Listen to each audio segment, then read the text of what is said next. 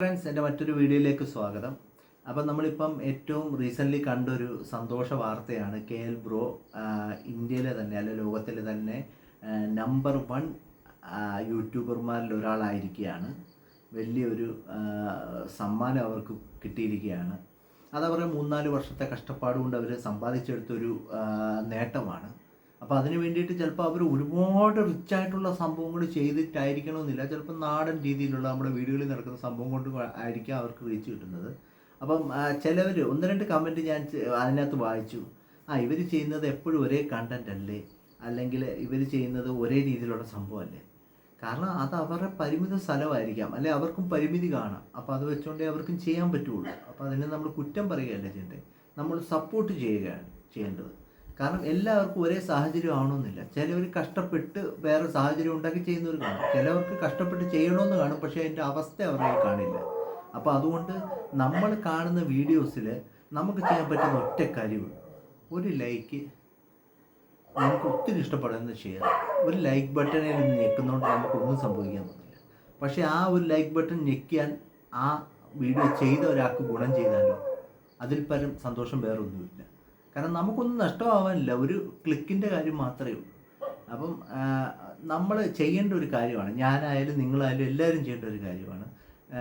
ഒന്ന് സപ്പോർട്ട് ചെയ്ത് വിട്ടേക്കുക. നമുക്കതുകൊണ്ട് നഷ്ടമൊന്നും വരാൻ പോകുന്നില്ല. നിങ്ങൾക്ക് അത്ര ഇഷ്ടപ്പെടുമെന്ന് കമൻറ്റ് വിട്ടേക്കുക. പലരും അത് ചെയ്യാൻ മടിക്കുന്നതുകൊണ്ടാണ് നമ്മളിപ്പോൾ കാണുന്ന പല യൂട്യൂബേഴ്സിൻ്റെ മാത്രം വീഡിയോസ് ട്രെൻഡിങ്ങിലും അതിലും ഇതിലൊക്കെ പോകുന്നത്. കാരണം ചെറിയ യൂട്യൂബേഴ്സിനെ ആരും സപ്പോർട്ട് ചെയ്യുന്നില്ല. പണ്ട്, അതായത് 3-4 വർഷം മുമ്പ് ഇതുപോലെ ചെറിയ യൂട്യൂബർ ആയിരുന്ന ആളാണ് KL ബ്രോ. അപ്പോൾ ഇപ്പോൾ അവർ വളർന്നു വരാൻ കാരണം അന്ന് കുറേ പേര് അവരെ സപ്പോർട്ട് ചെയ്യുന്നതുകൊണ്ടാണ്. ഇപ്പോഴും അന്ന് കുറേ പേര് സപ്പോർട്ട് ചെയ്ത് ഇത്രയും വലിയ യൂട്യൂബർ ആയപ്പോഴാണ് ഇപ്പം നമ്മളെല്ലാം സപ്പോർട്ട് ചെയ്യാൻ തുടങ്ങി. അപ്പോൾ അതുകൊണ്ട് എല്ലാവരെയും സപ്പോർട്ട് ചെയ്യുക, എല്ലാവർക്കും മുന്നോട്ട് പോകാനുള്ളൊരു പാത ഒരുക്കുക. ഇപ്പം എല്ലാവരും വിചാരിക്കും ഈ ഒരുപാട് ഫോളോവേഴ്സും ഒരുപാട് സബ്സ്ക്രൈബേഴ്സും ഒരുപാട് റീച്ചും കിട്ടുന്നവർക്ക് ഒരുപാട് വരുമാനം കിട്ടുന്നുണ്ട്.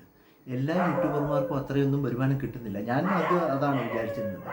പക്ഷേ KL ബ്രോയൊക്കെ സംബന്ധിച്ച് നല്ലൊരു വരുമാനം തന്നെ കിട്ടുന്നുണ്ട്. അങ്ങനെ കിട്ടുന്ന ഒരുപാട് യൂട്യൂബേഴ്സും ഉണ്ട്. പക്ഷേ കഷ്ടപ്പെട്ടിട്ടും വരുമാനം കിട്ടാത്ത ഒരുപാട് യൂട്യൂബേഴ്സും ഉണ്ട്. അപ്പോൾ ഇതിനകത്ത് ഒരു നാണയത്തിൻ്റെ 2 വശങ്ങളാണ്. അപ്പോൾ ഈ 2 വശങ്ങളും നമ്മൾ കാണുന്നത് ഒരേ വെയിലാണ്.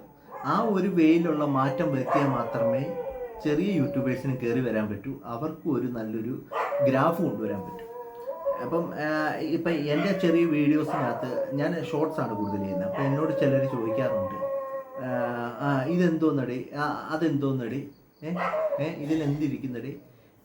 നമ്മളിപ്പം നമ്മുടെ ഒരു കഷ്ടപ്പാട് മൂലം നമ്മൾ വെറൈറ്റി തോന്നുന്ന സാധനമായിരിക്കും നിങ്ങൾക്ക് മുമ്പിൽ വെക്കുന്നത്. അത് ചിലപ്പം നിങ്ങൾക്ക് ഇഷ്ടപ്പെട്ടില്ലെങ്കിൽ നിങ്ങൾ നെഗറ്റീവ് കമൻ്റ് ഇടാതെ കണ്ട് വാച്ച് ചെയ്ത് പോവുക. കാരണം നിങ്ങൾ നെഗറ്റീവ് കമൻറ്റ് ഇട്ടാൽ അടുത്ത ആളിലേക്ക് അത് ചെല്ലുമ്പോൾ ഇപ്പോൾ കൂടുതൽ ആൾക്കാർ കമൻറ്റ് വായിച്ചിട്ട് വീഡിയോ കാണുന്നവരാണ്. അപ്പം അവരത് വായിച്ച് കഴിയുമ്പോൾ ചിലപ്പോൾ നല്ല വീഡിയോ ആണെങ്കിൽ പോലും അവരത് കാണാതെ സ്കിപ്പ് ചെയ്തു. അപ്പം അതുകൊണ്ട് പോലും റീച്ച് കിട്ടാത്ത ഒരുപാട് ആൾക്കാരിൽ ഒരാളാണ് ഞാൻ. അപ്പോൾ അങ്ങനെ ദയവ് ചെയ്ത് ചെയ്യില്ല. എല്ലാവരും സപ്പോർട്ട് ചെയ്യുക. എല്ലാവർക്കും ഒരു സപ്പോർട്ട് എന്ന് വെച്ചാൽ നമ്മൾ കാശ് കൊണ്ട് സഹായിക്കണമെന്നല്ല പറയുന്നത്. ഒരു ക്ലിക്ക്, ആ ക്ലിക്ക് ചെയ്ത് സപ്പോർട്ട് ചെയ്യുക. ഇഷ്ടപ്പെട്ട ഇല്ലെങ്കിൽ വിട്ടേക്കുക. നെഗറ്റീവ് കമൻറ്റ് ഇട്ട് വെറുതെ ആ വീഡിയോയ്ക്കൊരു നെഗറ്റീവ് റീച്ച് കൊടുക്കരുത്. അത്രയും മാത്രം പറഞ്ഞുകൊണ്ട് നിർത്തുന്നു. നന്ദി, നമസ്കാരം.